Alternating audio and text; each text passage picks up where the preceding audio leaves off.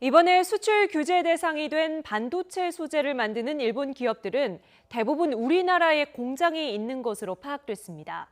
이 공장들을 활용하는 방안은 없을까 싶은데 원료는 일본에서 들여오고 핵심 부품은 아예 일본에서 만드는 터라 이번 사태에 별 도움은 안 된다고 합니다. 국내 소재와 부품 분야의 경쟁력을 키우는 게 근본적인 대책인데 정부가 이달 안에 관련 방안을 발표하기로 했습니다. 이하린 기자의 보도입니다.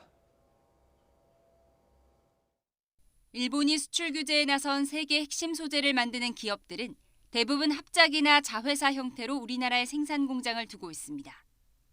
삼성전자와 SK하이닉스, LG디스플레이 등 글로벌 업체들이 주요 고객이기 때문입니다.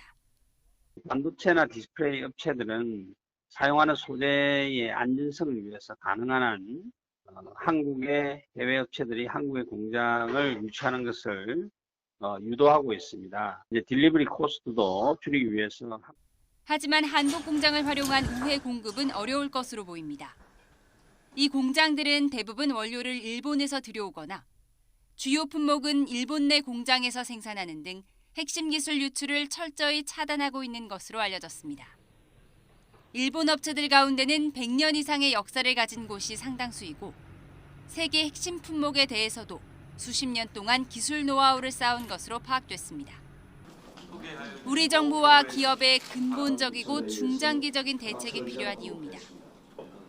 이에 따라 홍남기 경제부총리는 핵심 소재와 부품, 장비 경쟁력 강화 방안을 이번 달 안에 마련하겠다고 밝혔습니다.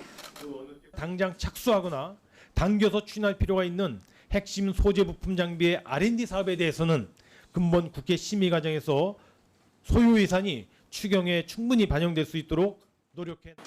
전문가들은 소재 부품 국산화율을 높이기 위해 대기업과 중소기업의 협업을 지원하는 정부의 역할을 강조합니다.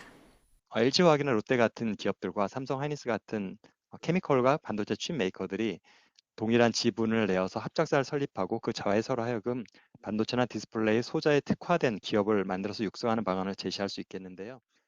핵심 소재 국산화에 따른 세액공제 혜택이나 일감 몰아주기 방지 등 각종 규제를 한시적으로 풀어주는 것도 산업 자립도를 강화하기 위해 필요하다는 지적이 나옵니다. YTN 이하린입니다.